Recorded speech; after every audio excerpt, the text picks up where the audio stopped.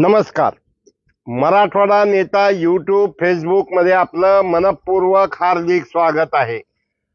आताच नांदेड लोकसभा मतदारसंघात नरशी येथे खासदार प्रतापराव पाटील चिखलीकर यांच्या प्रचारार्थ भारताचे केंद्रीय गृहमंत्री अमित शहा यांची सभा झाली. याचं विश्लेषण मी करणार आहे. मित्रहो, जेव्हा मी लातूरून निघालो तर रस्त्यासारखं वादळ पाऊस असं चित्र होतं की ही सभा होते का नाही अशा प्रकारचं वातावरण होतं. पण जसजसं या नरशीकडे जात असताना शिरूर ताजबंद सोडल्यापासून बिलकुल म्हणजे पाऊस वारा काहीच नव्हतं. त्या ठिकाणी प्रचंड प्रचंड आणि प्रचंड गर्दी होती. एवढी गर्दी होती की जिकडं बघावं तिकडं गाड्याच गाड्या होत्या आणि पूर्ण पेंडॉल हा तुडुंब म्हणजे जनसागर जिकडं पाहावा तिकडं दिसत होता. आणि नेमका काय होणार काय बोलणार इकडं सगळ्याचं लक्ष लागलेलं होतं. आपण नांदेड लोकसभेचा विश्लेषण करत असताना गेल्या वेळा प्रतापराव विरुद्ध अशोकराव अशी लढत झाली. त्यामध्ये अशोकरावच्या झालेल्या लढतीत भिंगेमुळं प्रतापराव आले. आणि या वेळा काय होणार? मग हायकमांड भाजपची एवढी भारी आणि त्यातल्या त्यात देवेंद्र फडणवीस यांनी तुझं जमलं माझं जमलं आता काय बाबा वेगळंच घडलं असं म्हटल्यासारखं खासदार माजी मुख्यमंत्री अशोकराव चव्हाण यांना खासदार केलं, पक्षात घेतलं. तसंच डॉक्टरना पण या ठिकाणी खासदारकी मिळाली. आता प्रतापराव नंतर श्रंगारे आणि नंतर तिकडनं कोण म्हणजे असे 5 खासदाराची ही निवडणूक. जवळजवळ काय होणार काय बोलणार, लोकांची गर्दी राहणार का नाही? कारण कालच जे परवा मुनगुटवारचं भाषण झालं त्यावर लोकांच्या भावना, काल परवा ते नूतन आमदाराने शंभू कुत्र्याचं नाव ठेवलं ह्याचे काही रिॲक्शन होती का? आणि त्याचबरोबर जरांगे पाटलाची काही रिॲक्शन होती का असं वाटत होतं. पण अभूतपूर्व अशा प्रकारची सभा होती. लोकांनी त्या ठिकाणी प्रतापराव पाटलांनी अक्षरशः शिक्षर म्हणजे आपल्या भाषणामध्ये मारले की मी हे केलं हे केलं हे केलं आणि मी नाममात्र आहे, सर्व काही हे मोदीसाठी मतदान करा. त्याचबरोबर या ठिकाणी रातोडीकर राजे आपले पवार यांनीही मत मांडलं. सुरेख संचलन या ठिकाणी सारे हे करत होते.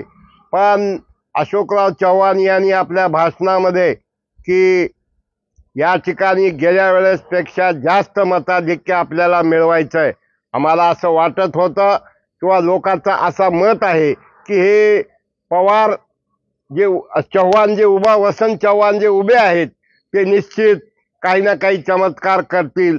पण त्यांची उमेदवारी अर्ज दाखल करण्याच्या सभेला प्रचंड गर्दी होती. पण सध्या फक्त गाठीभेटी आहेत, वक्ते नाहीत.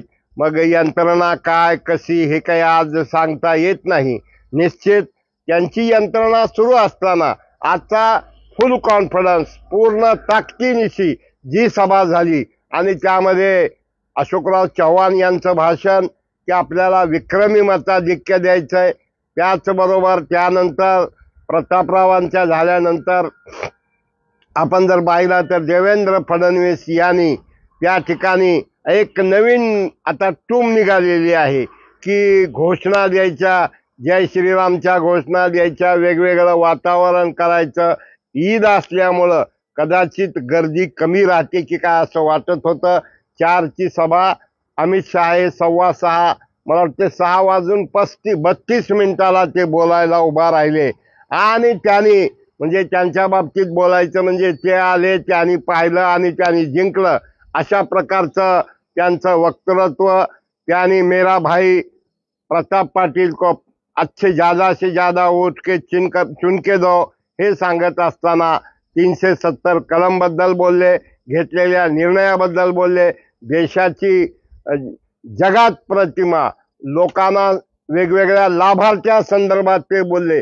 आणि अशा एका पद्धतीमध्ये आज तरी असं निश्चित वाटता येईल की प्रतापराव पाटलांच्या खरं म्हणजे ही विजयी सभा अशोकरावही म्हणले आणि मला वाटतं उपमुख्यमंत्रीही म्हणले की एवढी अथांग जनसागर पाहिल्यानंतर विजय हा नक्की आहे. आणि मित्र हो, निश्चित पुन्हा गडबड सुरू झाली की वारं वादळ काहीतरी पाऊस घोळ करतोय काही की विजा चमकत होत्या. पण आपल्या अमित भाई शाह यांनी जे भाषणात मुद्दे विस्तृतपणे मांडले, भारताच्या हे मतदान म्हणजे पंतप्रधान नरेंद्र मोदी यांनी गेल्या 9 वर्षात केलेल्या कामाची पावती द्यायची. लोकांना घरकुलाचा प्रश्न सोडवला, घराचा प्रश्न सोडवला, राष्ट्रीय महामार्ग आणि नांदेड लोकसभा मतदारसंघात जे वेगवेगळे विकास कामं झाले की जिथे 1ही किलोमीटरचा राष्ट्रीय महामार्ग नव्हता तिथं हजारो कोटी रुपये खर्च झाले. रेल्वेचं विद्युतीकरण झालं. आणि अशा प्रकारे खरं म्हणजे या सभेनं यांनी जर थोडं म्हणजे गप बसले तर अवघड आहे. पण यांनी आज तरी वन वे, अगोदर जे वाटत होते की काय खरं नाही आणि वन वे निवडणूक आहे. बऱ्याच वेळा वन वे निवडणूक म्हणल्यानंतर प्रतापराव पाटलाचं ज्या वेळा ते मुंबईहून उमेदवारी दाखल झाल्यानंतर आले आणि त्यांनी जुन्या एका निवडणुकीची आठवण करून दिली की खूप चांगलं वातावरण आहे, आराम करा. पण भारतीय जनता पक्ष हा या ठिकाणी ठाण मांडून केंद्रीय अर्थ राज्यमंत्री कराड हे बसून आहेत. कालपासनं सभेच्या तयारीसाठी पालकमंत्री एरवी नाका नसणार पण काल मात्र सभेच्या तयारीसाठी आले होते. त्याचबरोबर स्थानिक पातळीवरचे बच्चेवार असतील, वेगवेगळे आपले पदाधिकारी असतील, हंबर्डे असतील, हे सर्व आमदार आणि एकंदरीत आजच्या सभेचा रुख जर पाहिला तो मोदी की लाट आई है और जनता पे छाई है. आणि या परिस्थितीत अमित शहा यांनी जे बोलले ते अत्यंत महत्वाचं. अक्षरशः म्हणजे ते भाषण नव्हतं, तो एक संवाद होता. ते बोलत होते, खालून लोक उत्तर देत होते. ते म्हणत होते अब की बार, लोक खालून म्हणत होते मोदी सरकार. पुन्हा ते म्हणले अब की बार 400 पार. आणि तुम्ही प्रतापरावला विजयी करणार की नाही, तर ते म्हणले की आम्ही 100% लोकांचं संवाद साधण्याचं काम केलं. 370 कलम असेल, वेगवेगळे विषय त्यांनी मांडले. आणि एकंदरीत आत्ता जरी मतदान, जे अशोकरावजींनी म्हटले की उद्या जर मतदान झालं तर निश्चित तर किमान आज प्राथमिक अंदाजानुसार 1.5-2 लाखापर्यंत मताधिक्य मिळू शकते. याचा अर्थ गाफील राहून जमणार नाही. सर्व कार्यकर्ते, सर्व गट, तट, सरस्वे, फुगवे आणि तसं प्रतापराव हे तोंडात साखर आणि डोक्यावर बर्फाची लादी, ज्यांनी अनेक निवडणुका लढवलेल्या आहेत. आणि वातावरणाला आणि लोकांना अगोदर वाटत होतं की आमदार शिंदे जरा गडबड करतात काही की, किंवा ताई काही बोलतात काही की, पण ते सायलेंट मूडमध्ये दिसत आहेत. आणि शेवटी जिंकणाऱ्याच्या मागे रेसमधल्या घोड्याला कुणीही ताकद लावते. जेव्हा आपण जिंकणार निश्चित, मी वारंवार सांगतो की कुठल्याही नेत्याला धोका जो असतो हा चांगला चौकडी करून असतो की शेवटी चहापेक्षा किटली गरम. निश्चित प्रतापराव हे अलर्ट आहेत, अशोकरावजी हेही अलर्ट आहेत, भास्करराव पाटील खतगावकर असतील, राम पाटील रातोळीकर असतील, तुषार राठोड असतील, 18 पगड जातीच्या लोकांना घेऊन चालण्याचं काम ओमप्रकाश पोकर्णा असतील, नंतर राजेश पवार, हे सर्वच जण काम करत आहेत. आणि येणाऱ्या राहिलेल्या 13-14 दिवसामध्ये हे वातावरण, हा टेम्पो खूप एवढ्या उंचीला टेम्पो गेलेला आहे.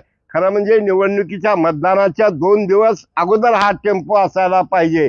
पण पूर्ण वातावरण एकदम हवा का रुख बदल गया है, अशा प्रकारचं वातावरण आहे.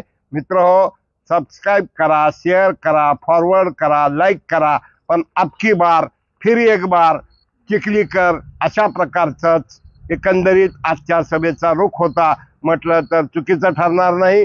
जे सभेला होते त्यांनी, जे सभेला नव्हते पण ज्यांना विश्लेषक आहेत त्याही लोकांनी आपल्याला काय वाटतंय, कारण एवढी गर्दी ही मी अनेक सभा नांदेडमधल्या पाहिल्या. मी म्हणतो मोदी साहेबांचीही सभा पाहिली, त्याही पेक्षा विराट अशा प्रकारची गर्दी होती. तर आपण सर्वांनी सबस्क्राईब करावं. धन्यवाद. नमस्कार.